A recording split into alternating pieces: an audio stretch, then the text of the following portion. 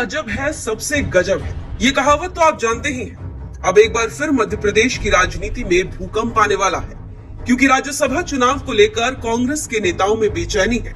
और बेचैनी का कारण ये है कि जो टिकट चाहते थे उसे राहुल गांधी ने टिकट नहीं दिया, और जिसे दिया गया उसी के नाम को लेकर मध्य प्रदेश कांग्रेस में बवाल मचना शुरू हो गया।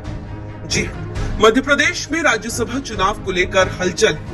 चुनाव 18 तारीख को है, लेकिन उससे पहले ही कांग्रेस के भीतर बवाल मचा है। सवाल सिर्फ एक राज्यसभा सीट का नहीं है, सवाल यह है कि क्या कांग्रेस अपने ही विधायकों को एकजुट रख पाएगी या फिर इतिहास खुद को दोहराएगा।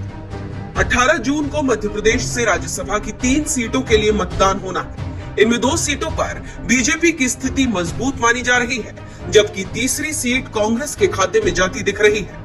लेकिन राजनीति में गणित हमेशा सही नहीं होता। कई बार समीकरणों को भावनाएं, नाराजगी और अंदरूनी संघर्ष बिगाड़ देते हैं। फिलहाल कांग्रेस इसी डर से जूझ रही है। आप हिमाचल प्रदेश देख लीजिए, कैसे बीजेपी ने एक तीसरा कैंडिडेट उतारकर अभिषेक मनु सिंघवी को हरा दिया था। खैर, अब समीकरण की बात कर लें, फिर बताएंगे कि आखिर कांग्रेस क्यों टूट जाएगी। 230 सदस्यीय विधानसभा में एक राज्यसभा सीट जीतने के लिए 58 वोटों की जरूरत है। बीजेपी के पास 164 विधायक है, मतलब वो आराम से 2 उम्मीदवार जिता सकती है, और उसके बाद भी उसके पास 48 वोट बच जाते हैं। दूसरी तरफ कांग्रेस के पास कागज पर संख्या तो पर्याप्त है, लेकिन वास्तविक स्थिति उतनी आसान नहीं है। कुछ विधायकों के वोट कानूनी कारणों और अयोग्यता संबंधी विवादों में फंसे हुए हैं, जैसे दतिया के कांग्रेस विधायक जिनको सजा हुई है। ऐसे में कांग्रेस के पास प्रभावी रूप से लगभग 62 वोट बचते हैं। ये संख्या एक सीट जीतने के लिए पर्याप्त है, लेकिन डर है क्रॉस वोटिंग का, और इस डर की जड़ में है कांग्रेस का उम्मीदवार चयन।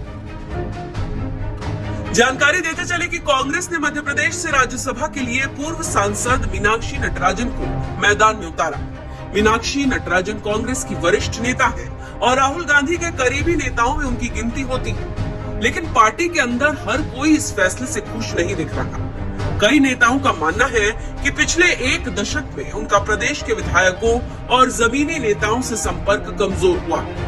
कुछ नेताओं का तर्क है कि ऐसे समय में जब कांग्रेस को एकजुटता दिखाने की जरूरत थी, तब ऐसा चेहरा चुना जाना चाहिए था जिसकी प्रदेश संगठन पर मजबूत पकड़ हो। इसके साथ ही साथ सोशल मीडिया पर खुलकर चर्चा है कि कांग्रेस के वरिष्ठ नेता कमलनाथ दिल्ली में राज्यसभा जाने के लिए दिन रात एक किए, लेकिन कांग्रेस ने घास तक नहीं डाली। और खड़गे के साथ ही साथ राहुल गांधी तक से मिलने का समय नहीं मिला और निराशा हाथ लगी। और अब जो विश्लेषक कह रहे हैं कि इसी वजह से कांग्रेस ये सीट जीत नहीं पाएगी, क्योंकि कमलनाथ नाराज हैं, और ऐसे में अगर उन्होंने बीजेपी के उम्मीदवार को जिताने का इशारा किया तो फिर नटराजन हार जाएंगे।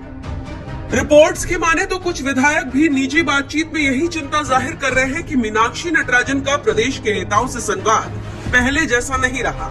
राजनीति में व्यक्तिगत संपर्क और रिश्ते कई बार पार्टी विप से भी ज्यादा प्रभावी साबित होते हैं। जब विधायक खुद को उपेक्षित महसूस करते हैं तो असंतोष बढ़ता है, और वहीं से क्रॉस वोटिंग की आशंका जन्म लेती है। यही वजह है कि कांग्रेस नेतृत्व ने जल्दबाजी में विधायकों की बैठक बुलाने का फैसला किया है। पार्टी चाहती है कि मतदान से पहले किसी भी तरह की नाराजगी को शांत किया जाए। बीजेपी ने फिलहाल 2 उम्मीदवार घोषित किए हैं, लेकिन पार्टी नेताओं के बयान संकेत दे रहे हैं कि बीजेपी फायदा उठाने के लिए तीसरे उम्मीदवार को उतार सकती है, क्योंकि बीजेपी जानती है कि कांग्रेस के भीतर असंतोष है। अगर कुछ वोट इधर उधर होते हैं तो चुनाव का गणित बदल सकता है।